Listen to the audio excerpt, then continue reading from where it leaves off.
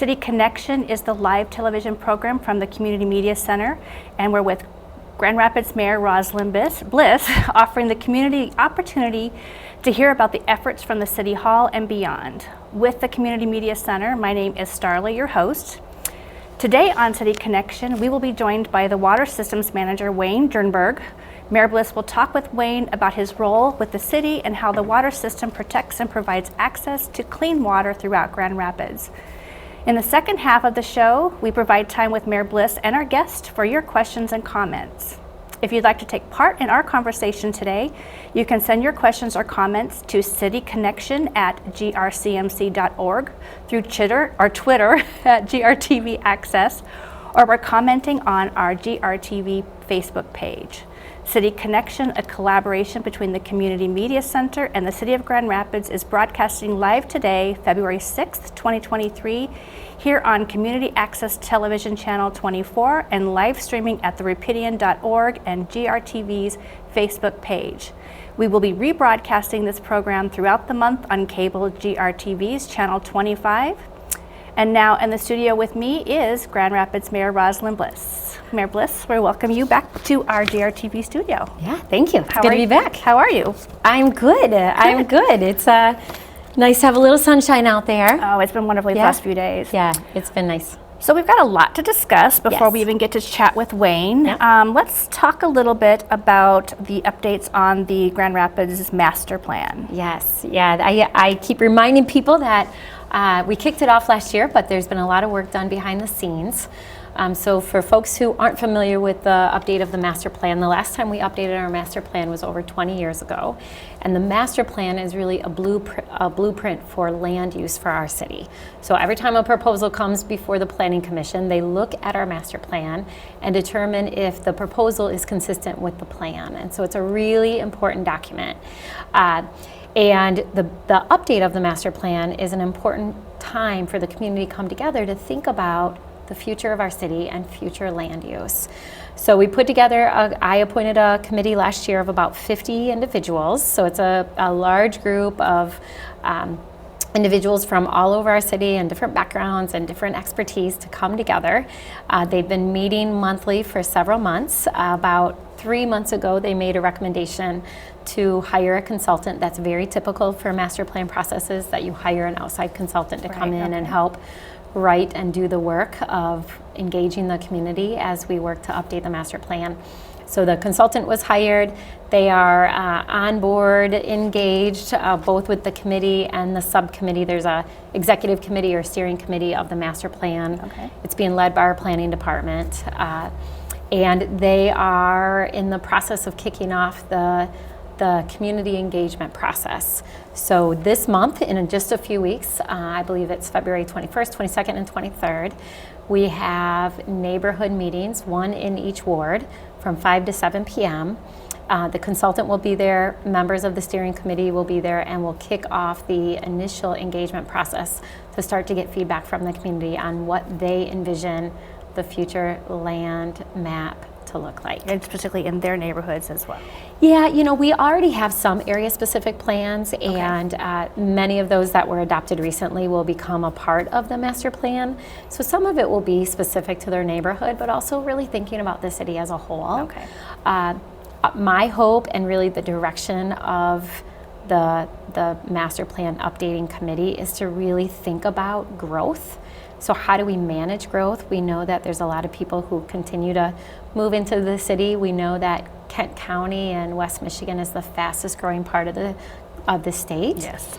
And so how do we really plan for that kind of growth and make sure that, especially around housing, we have opportunities for different types of housing throughout our city. Ultimately, we want different price points and different types of housing. So regardless of whether you're single and you live alone, or just you and your dog, or you have a family of 6, if you want to call Grand Rapids home, there's a place for you. Great. Yeah, it's really exciting. You know, we've done other plan updates. So in the past 10 years, we've updated our Parks Master Plan, GR Forward, which was a plan and vision for downtown. So a lot of planning has been happening over the last 20 years. So I don't want people to think that we haven't been planning. Right, yeah. And then we have these area-specific or neighborhood plans. But this this plan is to tie a lot of that work together and then to think about where do we want our city to be 20 years from now. So when you have these engagement meetings that you're going to have, what kind of engagement are you hoping to hear from the community? Yeah, so it'll be a mix of this is what is in the plan now. This is what we may want to consider keeping or changing, and then we want your input. And the last time we did the master plan, we used a lot of different creative ways. We'll lay out a map. We'll show you what currently exists. We'll talk about if change is going to happen. Where should that change occur? What kind of density do we want where, right? So in some neighborhoods, I live in a low density neighborhood where it's mostly, single family homes, one or two bedroom, or 2 stories, I should say, homes. If we need more density, where is it appropriate in those neighborhoods? So is it along the commercial districts? Do we really want to rethink some industrial spaces in the city? What about downtown? Do we really want height restrictions in certain areas? Right. So it's going to be a lot of conversation around that. And then how do we think about growth and do it thoughtfully while, where people feel good about allowing greater density into neighborhoods, especially neighborhoods that haven't experienced it before. Right. Yeah, Absolutely. but it's not just housing. It's commercial districts, business districts, industrial spaces, corridors, main corridors versus secondary, tertiary corridors. So it's really looking at land use across our entire city. And how many meetings do you guys hope to host, or do you know that yet? There will be a number of There them. will be, So okay. I anticipate the engagement process will be anywhere from 6 to 8 months. Okay. And then as the master plan is drafted, what we did last time with the Grand Rapids process is that as we kind of finished up one chapter, Right. we got feedback on that, made changes based on community feedback. And then the Okay. next, so we'll likely roll it out in phases and get feedback before the final document is really affirmed by the steering committee and the full master plan committee. Then it will have to go before the planning commission. Planning commission will review it. They can make recommended changes. They'll have a public hearing, and then ultimately the city commission has to adopt it. Okay. So how would people be able to find out about these meetings? How will these be posted? Yeah. So they're posted. We have a city website that is completely that's singularly dedicated to the update of the master plan. Perfect. I posted it on my Facebook page. It's posted on the city's Facebook page. Okay. And you can find out where those meetings are, and hopefully I'll see you there. I'll be going to several of them. Perfect. So we encourage everybody, if they can, to go ahead and check that out and attend some of those meetings. All right, well, let's go on to, I was recently reading that the Affordable Housing Committee, Yeah, is it? Affordable Housing Fund Board. Fund Board is Yes. seeking proposals for the American Rescue Plan Act, or ARPA funds, and there's a deadline coming up. So Yes. if someone's interested in bidding for some of that, is there some information we could share with people to help with that? Yes, this is another one. Please go to the city website. I know I posted it as well. So we set up the Affordable Housing Fund Board at least a year ago. We put the board members in place. City Commission allocated $5 million of ARPA funds to that fund. And then they worked in partnership with Ryan Kilpatrick he's an expert in housing, to come up with a plan to create a process to look at proposals on how to use those funds. Okay. The nice thing about those funds is that they're much more flexible than some of the other housing dollars we have, like home dollars or CDBG dollars. And we're hopeful that they can fill some of the gaps that we currently have when it comes to low income and affordable housing. So we put out a call for proposals. Okay. There are some recommended we have some recommendations on how we want those dollars to be used. So for what types of housing, really wanting to focus on low income as well as affordable housing, and then ideas that will help us to build housing for individuals who are currently unhoused. So they're kind of like 4 buckets that we're looking at to invest these funds. My hope is that we'll add more funds to this pot, but I'm most hopeful to see what will come from this first round of RFPs. Those RFPs will be reviewed by the Affordable Housing Fund Board. Okay. They will make recommendations on how those funds are to be dispersed, and then ultimately the City Commission will approve how those funds are. And so people that are bidding for these funds are organizations and nonprofits and that can help with all these different issues that we have with affordable housing. Yeah, nonprofit housing developers. It could be a nonprofit organization that currently exists. It could be a private developer if they, have always wanted to do a project related to low income or affordable housing and they haven't been able to make the numbers work, potentially if they need gap funding. When it comes to housing, I'll just add one more thing. That's about the fund, which is super exciting. So if you have ideas and a proposal, please fill out that proposal and get it back to us. It closes, I believe, February 21st. February 17th is what I saw. Yeah, so February 17th, yes. Thank you for correcting me. On the same topic of housing, the state of Michigan just passed a $1.1 billion supplemental. Okay. And in that supplemental, $150 million was allocated for low-income housing gap funding.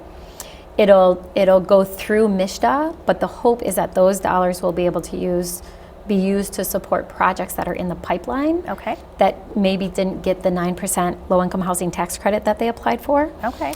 So I'm encouraging all of our partners in the low-income housing development space to keep an eye on those funds. They're supposed to be eligible for disbursement within 45 days, and that could have a huge impact on our community. Absolutely. And then there was also $50 million put in for missing middle housing that will raise the amount in MISHDA to $100 million for missing middle housing.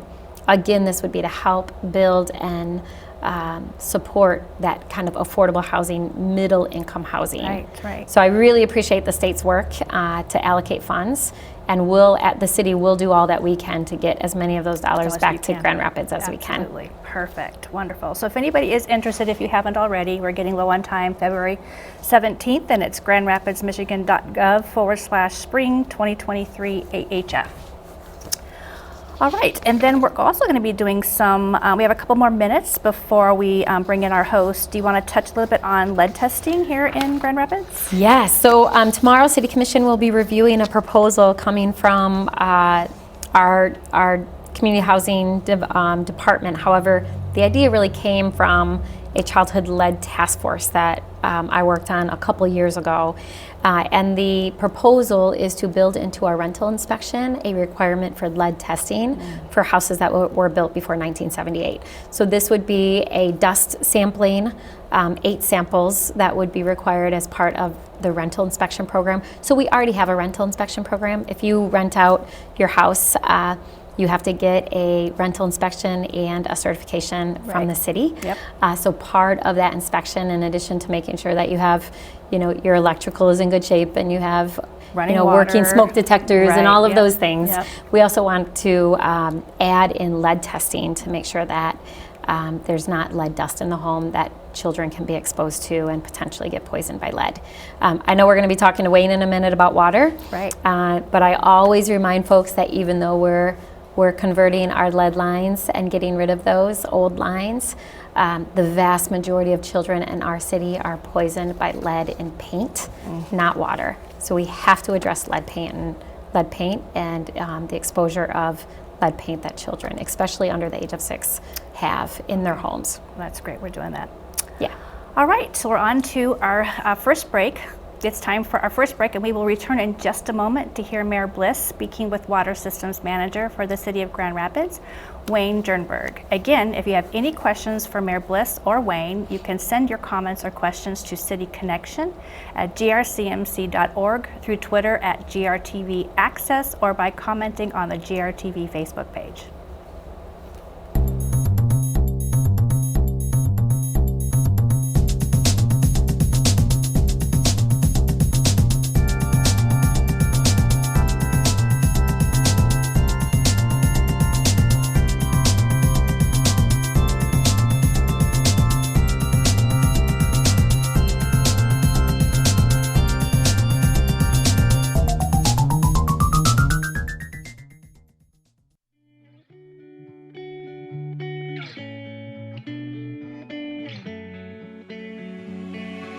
For over 30 years after humble beginnings as a public access TV station, the Community Media Center has grown to be an active, multi-platform media and technology assistance organization, encouraging and enabling our community to push their creative boundaries.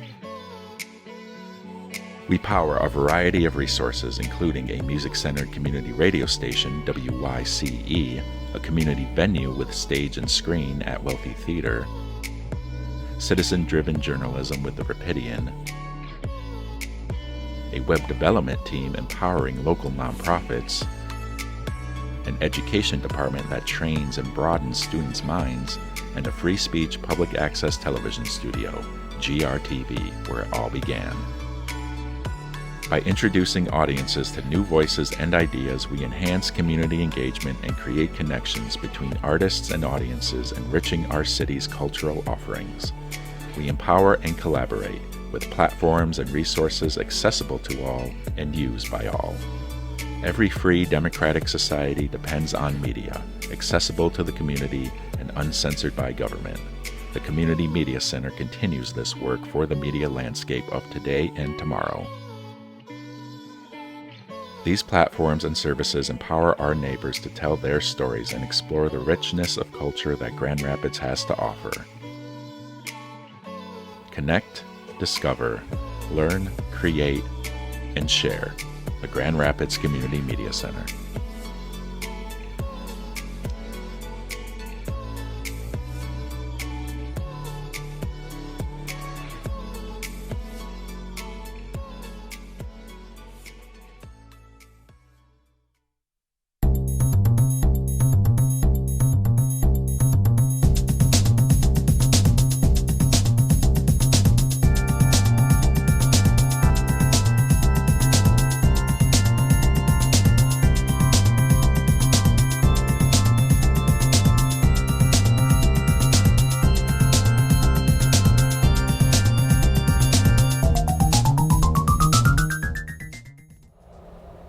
Welcome back to this segment of City Connection. I'm glad to have with me Wayne Jernberg.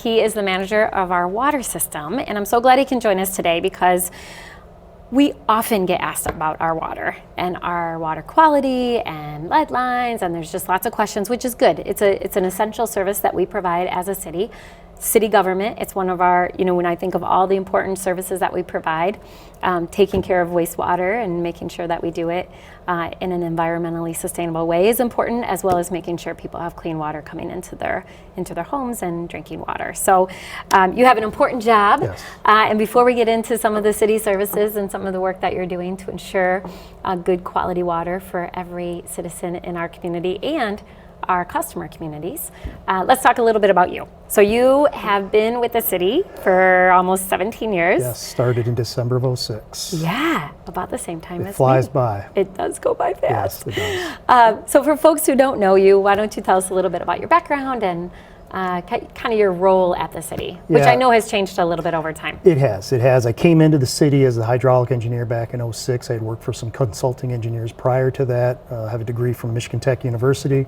Go Huskies. Yeah. And through that, some of the consulting work, I got hooked into some of the projects out at the filtration plant out in West Olive. And through that experience, I was able to make some connections and make a name for myself as somebody that might be a good fit for the city long term. I got hired into the city and have held roles all 16 plus years I've been in the water system, whether it's been hydraulic engineer, assistant manager, or now the manager there. So. Yeah. It's great. And so I've been around about as long as you, so 17 years. I started in January of 06, serving as a city commissioner. But I've had the real fortune to see firsthand our Lake Michigan filtration plant. I've been out there on tours a number of times.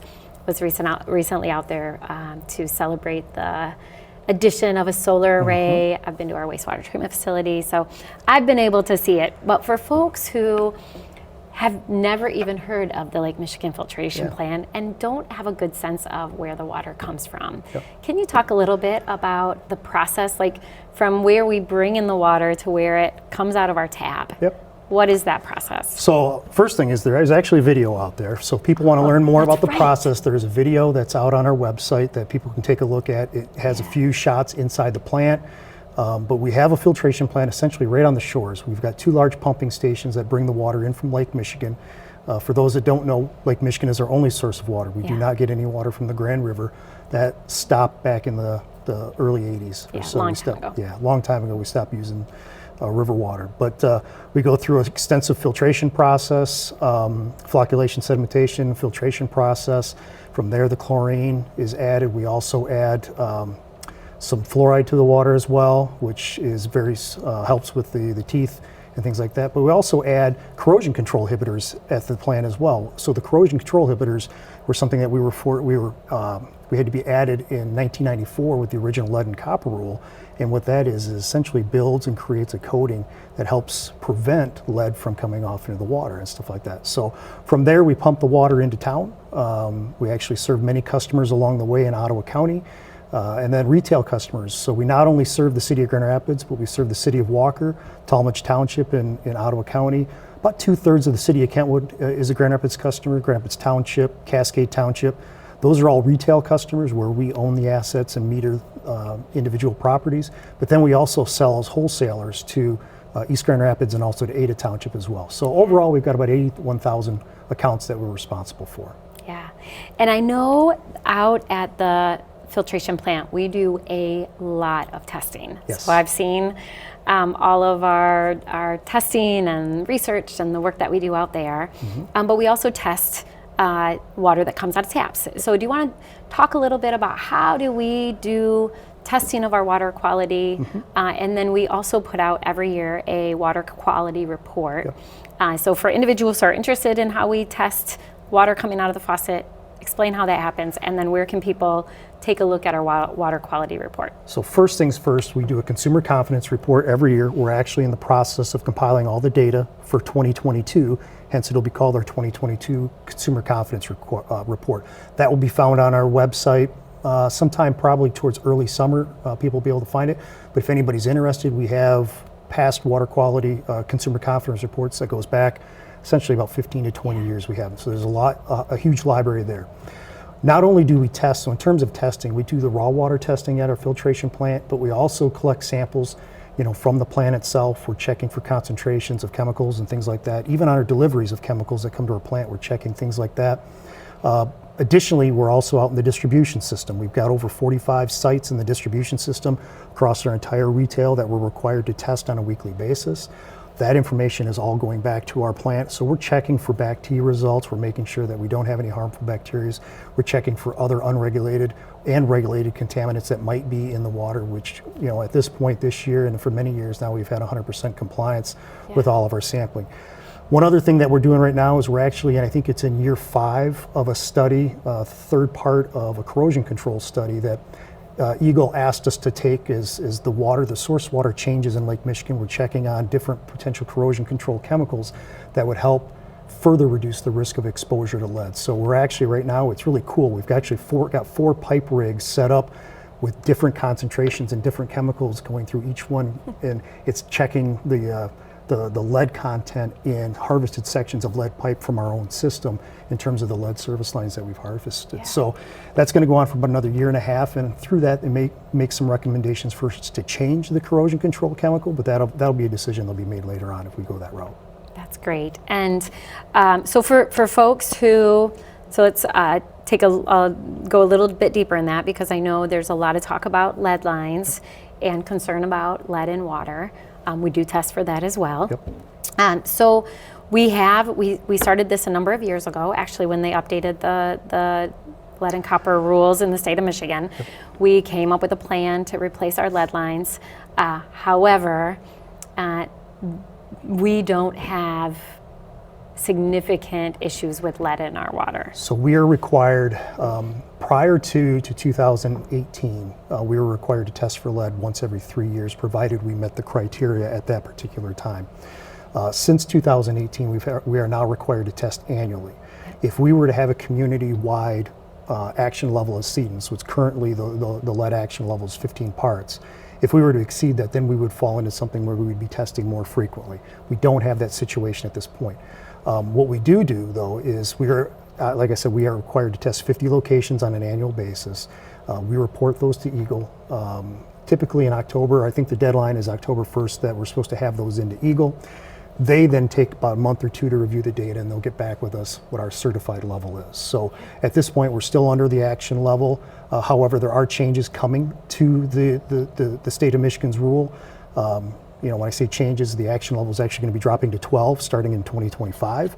There might even be further changes that come because the federal EPA rule is changing additionally. It keeps evolving. So while we don't have a community-wide issue, we do take it very seriously, and since 2017 we started doing wholesale lead service line replacements, both the public side and the private side. The public side is the portion from the main to what we call a stop box. It's basically the shut-off valve out in the street. So if there was a leak in the home, that's how we would shut it off at that point.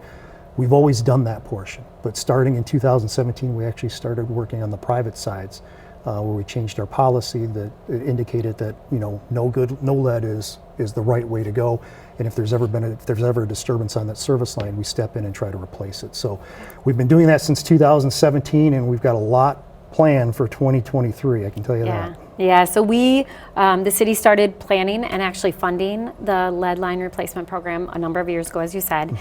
Fortunately, we've been able to get additional funding from the federal government and the state government to accelerate that work. And as you said, we have a lot of work coming up this construction cycle, and our intent is to replace 100% of those lines. That is correct. Right now, the deadline for us is January 1st of 2041. We've got a little over 22,600 lead service lines still left in the city. Our goal this year is to get out 2,000 lead service lines. So almost 10% of our lead service lines are targeted this year. One thing that we always ask residents is when we have these opportunities to talk about this is when we have to do this type of work, we have to do work on private property. Okay, so we have to have access, and in order for us to have access, there is an agreement that we have to ask the property owners to sign off to allow our contractors to get not only in the private side to do some digging, but also in the basement to be able to set that new meter and stub in that new copper service line. So it's very imperative, and that's one of the things that we've run into is in terms of our delays on projects has been just getting access agreements signed. Thank you for saying that. So we only have a couple minutes left, so I know there's a number of things I still want to talk to you about. However, for folks who are struggling to pay their water bills, we do have assistance. Can you maybe touch on that before we end this segment, and then we'll have some additional time for questions. Okay, so we do have assistance programs that are out there. If anybody is having trouble paying their bill, I encourage them to call 311. Okay, go through 311. They have scripts set up to be able to funnel you to the right people at the KCCA, and they can get you set up with the right program for you. There's actually multiple sources. The city provides funding to KCCA on an annual basis in our budget, but currently there are still 2 additional resources. The MyHalf program for customers that are homeowners. There's an opportunity there for bill assistance that way, and then there's also the low-income household water assistance program. That I believe is scheduled to run out later this year. So if people are having issues, I encourage them to call and ask about those other programs. So please, if you have any challenges and you need assistance, please call 311. So with that, we'll take a short break, and then we'll be back with Wayne for some additional questions.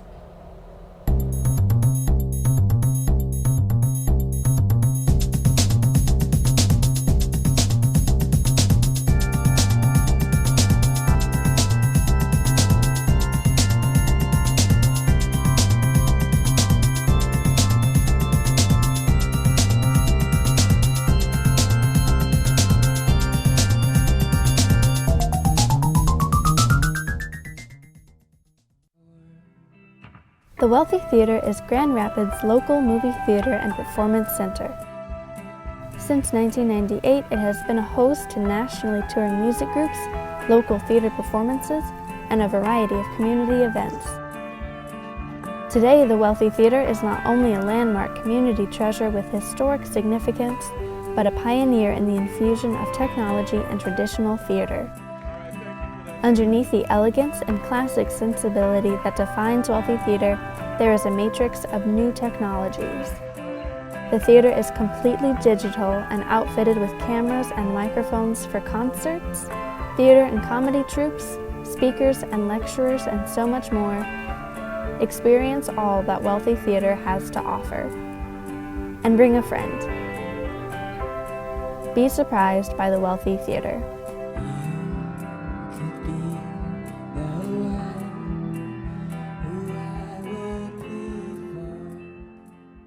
WYCE is a world of music. We aim to shine a light on underserved musical artists in a non-commercial format with no advertisements. Volunteers come in to create personalized music programming that broadcasts over the air at 88.1 FM to West Michigan and via the internet to listeners all over the world. These listeners sponsor our efforts, keeping WYCE independent and community-owned. Musicians use the station to broaden their audience and build support for their latest projects by submitting their music to be included in our broadcast and performing live in studio. Businesses find their customers through underwriting, nonprofits inform the community to their mission, and listeners stay informed about local events. We believe that music is a powerful force that creates quality relationships in our community, that speaks to our emotions, and provides the soundtrack to our lives.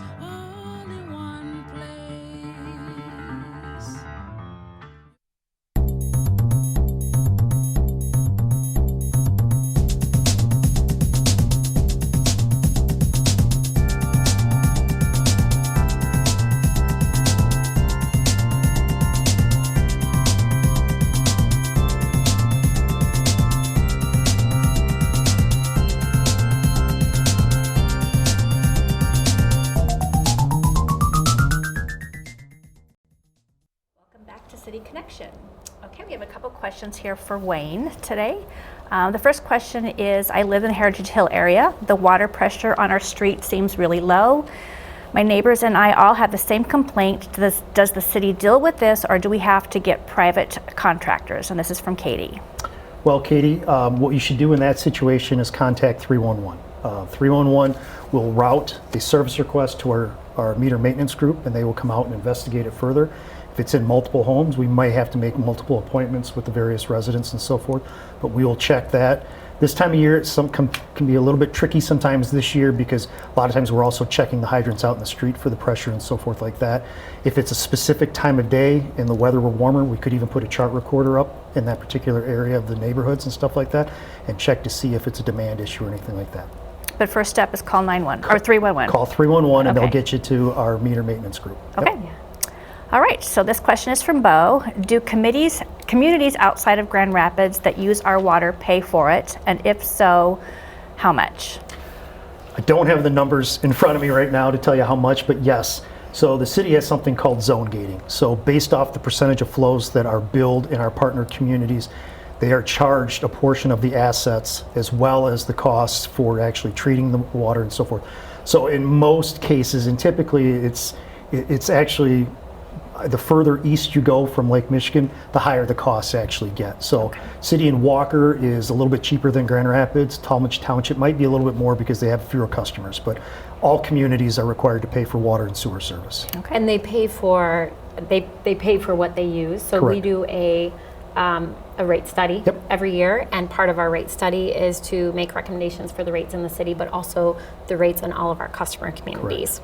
Okay. So we actually meet with our partner communities on a monthly basis. It's called Utility Advisory Board. So we actually go through, review the rates. We actually look at large projects with them as well. And usually you have a little bit of predetermination on what impacts it might have on the rates when we do projects, because there are shares that go through, like the large transmission mains and the filtration plant, which we talked about. Those are some things we call fully integrated projects or assets. Therefore, all the communities share in the cost of those projects. Yeah. Okay. This is an anonymous question. Has Grand Rapids water been impacted by the PFAS disaster in Rockford? So the good news is we have not had any issues with PFAS in our water. With that said, we are required by Eagle to test on an annual basis, and possibly there might be some changes coming to that regulation, but we are testing on an annual basis at this point for PFAS. We may have to go to a 6-month testing period at this point, so Okay. it's not an issue. All right. Even if Grand Rapids doesn't have lead issues, there is still a disparity with areas with lead lines being concentrated in poor areas of Grand Rapids. This is from Georgia. Not necessarily a question, but a comment. Yeah, it's unfortunate, but when we have older housing stock, that's typically where the lead service lines are at. Even with that said, okay, there are situations where prior to 2014, a lot of the brass fittings that may be in homes have concentrations of lead in them as well. And prior to 1988, the copper plumbing that was used, they used a blend of lead solder that was used to connect those pipes. So therefore, there's a chance of lead. So it really, it goes across all neighborhoods is what it does. It is unfortunate the lead service lines are there, but there's still that possibility, even in homes that don't have lead service lines, that there could be a particulate lead issue from some of these connection types. It's highly unlikely, but it's still a possibility. Okay. I'll add though, the City Commission and the department, I should say, we have worked really hard to concentrate, especially some of the initial work that we've done around lead replacement lines in our neighborhoods of focus. So in the city of Grand Rapids, we have 17 census tracts that we refer to as our neighborhoods of focus, and those are census tracts and neighborhoods where we know we have a higher concentration of poverty. So we have, especially over the last 5 years, been really intentional about investments in the neighborhoods of focus, especially around infrastructure improvements. Okay. That goes for lead line replacements, it goes for sidewalk repairs, street repairs, our street light replacement, primary circuit updates. We've been very intentional about focusing first on our neighborhoods of focus. Okay. So that includes when with the lead, replacing the pipes and things like that. We're concentrating on those neighborhoods as well. We Yes. do. It's a strategy that when we set out and got some of the grant dollars, we wanted to make sure that we made the biggest bang for the buck that we got in terms of the grant dollars that we have. The other component, and yes, while we're doing the NOFs, the neighborhoods of focus, we're also partnering with a lot of our lead service line replacements with our Vital Streets initiative as well. Yes. We also realize that we don't want to be going into streets that have just been paved in the past 2, 3, 4, 5 years. We want to try to get in advance. So that's really, when we look at where we're at right now, coming into 2023, that's what people are going to see. They should start to see this summer, a lot of digging in streets that'll get paved either later this year or early next year. And they're doing that work pre to getting the streets done. Yep. Okay. Okay, this is a question for the mayor. How is the master plan different from the strategic plan? That's a good question. And I know there's lots of plans at the city. We There have is. our economic plan, or equitable economic plan, and mobility plan, and Parks Master Plan, so I know it can be really confusing, and I apologize for that, but we're a large organization. The strategic plan is really an internal document that drives the strategy for city services and priorities.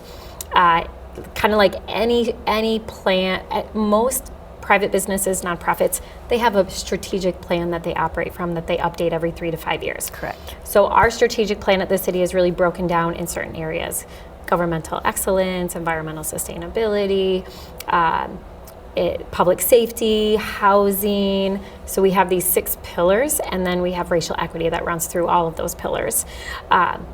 So that is really our internal goals and objectives around city services and things that we want to accomplish. The master plan is really focused on land use. So I'd say strategic plan is city services, and the master plan is land use. Okay, Yeah. perfect. All right, I've been trying to keep the drain clear in front of my house, but it seems to still overflow in heavy rains. Should I call this in? Yes. Would that be a Yes. 311? Yes. Yes. Yep. Yeah. Yeah. First of all, thank you for trying to keep your drain clean. That's imperative. But yes, if you continue to have issues where it's filling up and you've got standing water at the end of your driveway or wherever it might be, it might be worth us to come out and take a look to see if there's an obstruction in the lateral or something like that. Okay. Yeah. Okay. Question on when you're having our neighbors, when we're working to clean up that up, what do we do to clean what? I mean, it's just the debris that's just in the street, or do you want us to kind of rake inside, or? If you can remove the debris and put it in a refuse bag, Okay. or take it or haul it away to the city's Domtar site, to the disposal site, that's perfect. Okay. Once we get out there, we'll likely be looking up the lateral just to make sure there's no obstruction in there, because Okay. we all know that sometimes stones and things like that get thrown in there, can wash in there as well, and Right. that can create a little bit of an issue if there's not enough capacity to drain. Okay. And I should say, if you're interested in learning more, we have great opportunities within our department to work in our department. Yes, we do. So, one thing, while Wayne's still with us, I want to make sure that we touch on, Wayne and our department has worked really closely to try to encourage people to think about this as a career path. Yeah. And so they recently, was it about a year ago? About a year and a half, 2 years ago, yeah. Started a creative workforce development program to help create pathways for individuals to potentially find a job in our public works department. Do you want to speak to that? Yeah. So, in case somebody's out there itching to Yes. learn more and have an internship. Yeah, so there's a couple different facets to it. We actually partnered with Grand Rapids Community College to secure a $500,000 EPA grant to help broaden and develop essentially a water workforce from underserved areas and underserved communities. So the school year, the GRCC school year of 2022-2023 is our first year of having it. And we've got 5 interns that are going through the program. They are paid interns. They're getting paid for 24 hours of work at either our wastewater recovery facility or it's at our filtration plant. And by going through and completing the studies that go with this, there's no charge to the student with this grant. They're actually, like I said, getting paid to be an intern and learn about operations. Once they go through essentially, about 9 months, they're going through taking the courses, then they're going to be approved, at least on the water side, they're approved to take a licensed operator exam, which would basically get them a job at any water system statewide. And we've had one of our interns actually just left us. He's still going to continue through on the internship program. He just left us and took a full-time job with the City of Wyoming's water treatment plant, so we couldn't be more proud of him. It's a good program so far. We do have opportunities that'll be starting up. You'll start to see a lot more recruitment for it. So we're looking at another 6 interns starting again in the school year of 23 to 24. And we're actually in the process now working with GRCC to identify additional grant opportunities to maybe possibly expand this to other communities, i.e. Wyoming, Plainfield Township, the other large water systems and wastewater systems in the area.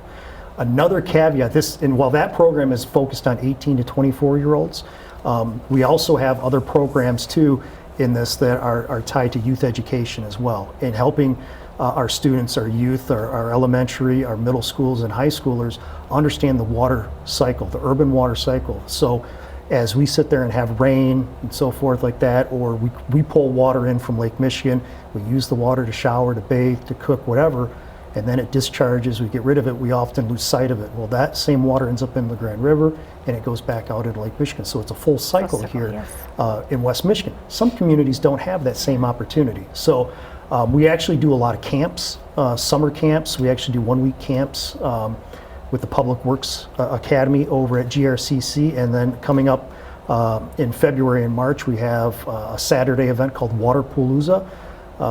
So it's a great opportunity for the middle school age and high schoolers to understand that water cycle. If they want to learn more, they can check out our website. There's a lot of information out there for it. GRCC's website as well. Okay, well that's exciting. It's a great program. Yeah. Strongly encourage folks, and these are good paying jobs, and Yep. I mean it's a wonderful career pathway. Yeah, it's really where we're at now in terms of our employment. There's plenty of opportunities for people to come in, especially if you're an intern and you prove to us that you have the work ethic and the passion and desire to be part of the water and wastewater fields. You pretty much have an opportunity, because we are constantly, people are moving on to other positions or they're retiring. There's a lot of people move up, there's entry-level positions, and they're all good paying jobs. Even the internships are good paying jobs. They're about $17 an hour for an internship. That's great. It's a great opportunity for kids. Yeah. All right, well thank you, Wayne. I really appreciate you joining. That's a really great program to hear about. And if you at home have any additional questions for Wayne or about the use of the city's water system, you can reach out by dialing 311 or emailing water@grcity.us.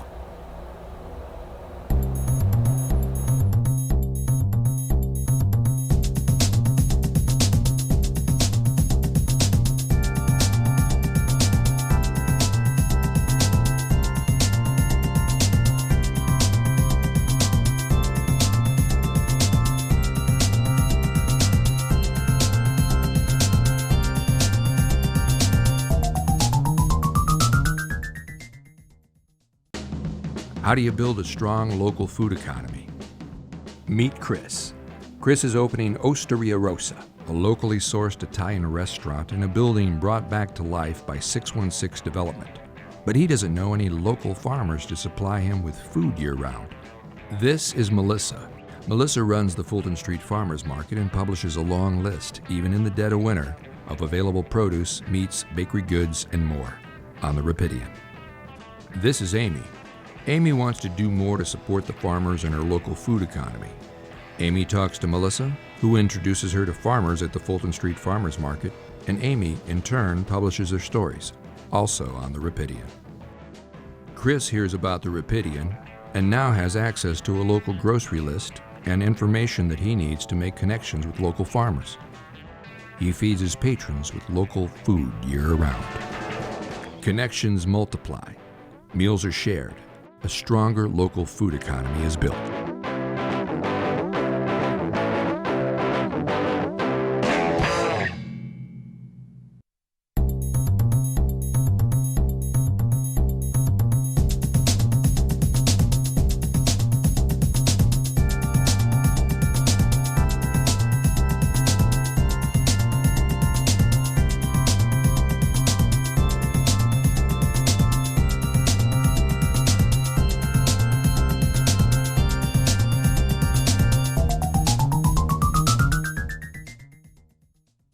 City Connection.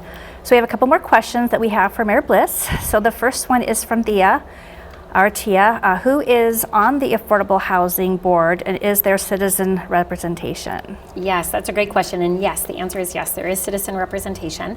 So we actually went through a pretty thorough process when we appointed the members. It was an open application nomination process. Individuals were vetted. We were very intentional about making sure it was a diverse group of individuals with some lived experience and citizen representation, and then also coupled with some experts in the field. So we do have, I believe that they just recently appointed Jim Talon as the chair of that body. He's been active in the housing space for a long time. And then I know that we also have Lindsay Reams from our Housing Commission. But the vast majority of the members of the board are residents. And then we are utilizing Ryan Kilpatrick, who's an expert in this with Housing Kent and Housing Next. And he is like a expert available to the board members to help with some of the work and really vet out some of the ideas. Okay, perfect. And here's another question from Ian. What happened if a mandatory lead test comes back positive? Oh, yes. So anytime we have any positive test, whether it's for lead or anything else, we will go in and identify where the problem is coming from. So as Wayne said, sometimes it's not the lead line from the street to the house. Sometimes it's the faucets. If the faucets are older, or even internal copper lines and lines inside the home from the kind of basement that goes all the way up to your bathroom or your kitchen. And so we will investigate to see where we think the core issue is coming from, and then work with the homeowner to rectify the situation. And there is some funding available that people can apply for? Yeah, or? and usually we'll try to work with the family or the property owner to do that. Okay. Yes. Because I know it can get expensive. Yeah, and I would say that's true for lead as well. So we have funds through the city, through the Community Development Department, that are available for lead remediation for homes that test positive for lead, or where a child has been poisoned, and those funds are made available to help with lead remediation, which can be quite costly for full remediation. Right, absolutely.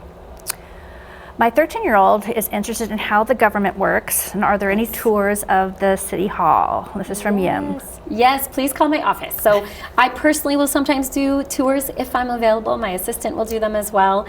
And then I often do group tours. So just last week I met with a group of Cub Scouts. I've met with Girl Scouts. I've had different groups of young people come through. JA, I've often went and met with students out there. I go into schools and I talk about local government and what we do, and try to provide as much education as I can. But yes, if your 13-year-old is interested in a tour, please reach out to my office. You can call 456-3168, and my assistant Laura will help with that. Perfect. Yeah. And a cool thing kind of now with the city commission meetings, some of them are at 2 o'clock, Yes. where they used to be so late that you didn't want to take Yeah. your kids, but if it is a teenager that's interested, Yeah. that's a great way to kind of see the city commission in action. It is, and is it's to attend the actually meeting. some of the feedback that we've heard over the years, and I anticipate that we'll have many more student groups coming to our 2 o'clock. I know my Mayor's Youth Council can now attend our 2 p.m. meetings, as well as others who those evening meetings just didn't work for them. Right, absolutely. All right. Well, that's the end of our questions right now. So let's jump on to some other things going on. We recently learned that we had talked about this a few months ago, that the Grand Rapids Police Department is been doing some recruiting, trying to get some new people on staff and things like that. And so they're going to be doing some open houses at local parks this next, well, kind of guess it's going to be considered the fall. Do you want to talk a little bit to that and Yeah. about the program? Yeah, so it is a top priority. I mean, I think we will have rolling programs for recruitment for both the police department and the fire department. So we know over the next couple of years we have a number of individuals who will be retiring. So we know that we'll have natural attrition, and we need to hire and backfill those positions. So the police department is actively working with a national firm helping with recruitment. We want to hire people right here from our community to fill those positions. Similar to the water program, we have a hiring process for people who've already gone through the police academy and are certified, or maybe have worked in other departments. But we also have a recruit program where we will work with an individual, help pay for them to go to the police academy, and then we have paid internships at the police department to try again to support individuals to have the experience to see if that's something they want to do. And then if you can't afford to pay for the academy or to work during that time, we can offset the cost of that. So if you're interested, please let us know. The fire department as well, they just started a cadet program and a recruitment program. So there's lots of opportunities if you want to work at the city, either in the police department, fire department, or any of our other departments, to let us know. Great, that's Yeah. wonderful. So the 2 open houses, I know that the police department are hosting, they're not till January or September, but they're going to be at Mulek Park September 16th, and then at Richmond Park in September 28th. Yeah. I think that's kind of an interesting, fun idea to kind of get whatever that neighborhood, that area, to come and listen and learn a little bit more, and maybe there's some high schoolers or people in college that would like to check that out. So Yes. great. Also, just recently the city released their financial report. Do you want to talk a little bit about that? It kind of shows how funds are spent. I do, and it's if you don't want to read the 300 and some page annual fiscal plan, this is a great way to learn more about our city budget. So every single year, our CFO, so our Chief Financial Officer, and our city treasurer and our city comptroller, they work together to create a citizen's guide to city finances. So the acronym we use is CAFR, but it's really a citizen guide to city finances, and it breaks down the entire city budget, really to make it more digestible.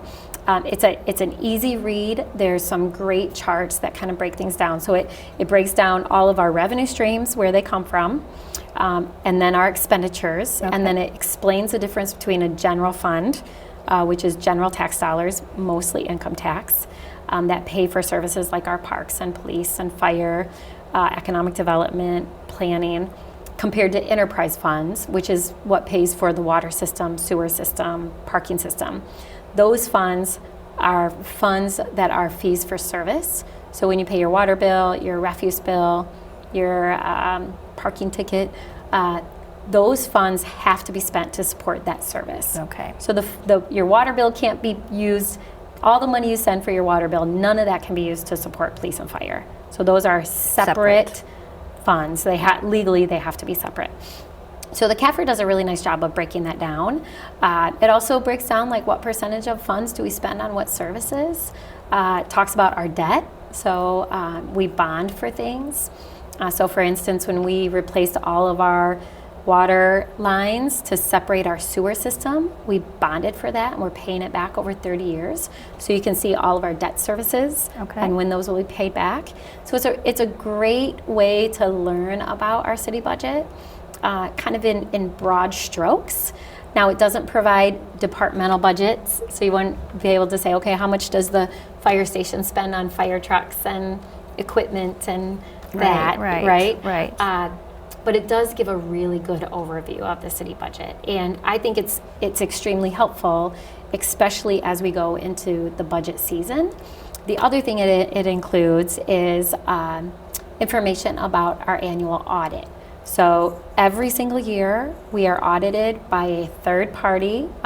So we use the auditing firm Plant Moran. Okay. They come in and they do an extensive internal audit of all of our finances, every department, every fund, everything. It's a very extensive audit. And then they give us back a report and they let us know if they had any findings, any negative findings as they call it. And so they also presented to the City Commission and found that we had a clean report. It was a very positive audit. We had no negative findings, which again just shows the integrity of our financial services. Right. Yeah. Okay. Which is all good news. And so your fiscal year would end June 30th, and then they start the audit and then present it by the beginning of, say, the calendar year. Yes. That's kind of how that works. Yeah. Usually it's like the last quarter of the calendar year, and then it's presented typically in January. Okay. All right. Wonderful. Yeah. All right, so let's talk about some events and things like that. We've got about 3 or 4 minutes left. Yeah. World of Winter is going wonderfully. Been seeing a lot of people out. Yeah. And that does end literally in 1 more month. 1 more month. And if you came down in January, come back again in February because we have new exhibits. So we have the gnomes over at Anabuin Park. Lots going on. Just this past weekend, there was a silent disco over at 555 Monroe. We'll have Valentine's with the ice sculptures coming up. Okay. Those are always awesome. Yeah. We have a ice piano with a concert. So there's still lots of fun activities planned every single week between now and the end of February. Perfect. Yeah, March 6th is the last time, so I hope you guys get out to check that out.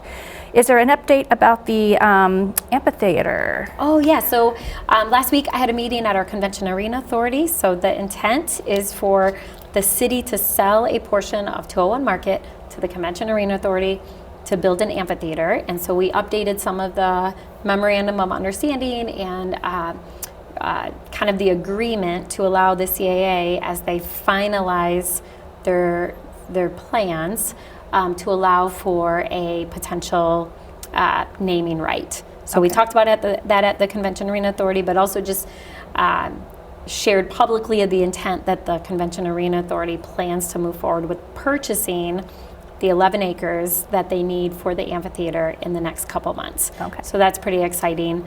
There's still some work being done behind the scenes to make sure that everything is ready to go. And then once the sale of the property is complete, the city will need to start moving off that site. So it's kind of a 2-part process, right? We need to start to move off the site, at least the site where they want to do the amphitheater. That will then enable them to get in and start to do some demolition and build the site. Okay, wonderful. Yeah. And the last thing, we've got 1 minute left, is the WYCE Jammies, which is part of the Grand Rapids Community Media Center. Jammies 23 is Friday, the 24th of February at the intersection.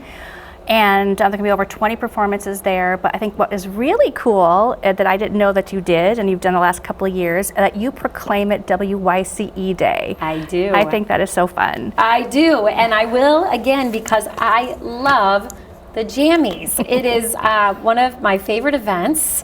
It highlights the incredible music that we have here in our community, gives a lot of love to a lot of our local musicians, and it's just a wonderful time to come together as a community and celebrate all the incredible work of YCE, but also to just be grateful that YCE exists here in our city. So. Absolutely, and we've got, with COVID going, it kind of got quiet, but there's a lot of great energy. So thank you so much. Thank you so much for joining us today for this episode of City Connection. Thanks to everyone at home who sent in your questions for the show. City Connection is brought to you through a partnership between the Community Media Center and the City of Grand Rapids. If you have any more questions about the city that you'd like to be answered on our next program, you can email us at cityconnection@grcmc.org. Our next episode is on March 6th, and we'll be joined by one of our new city commissioners, Lisa Knight. We'll see you then. Thank you.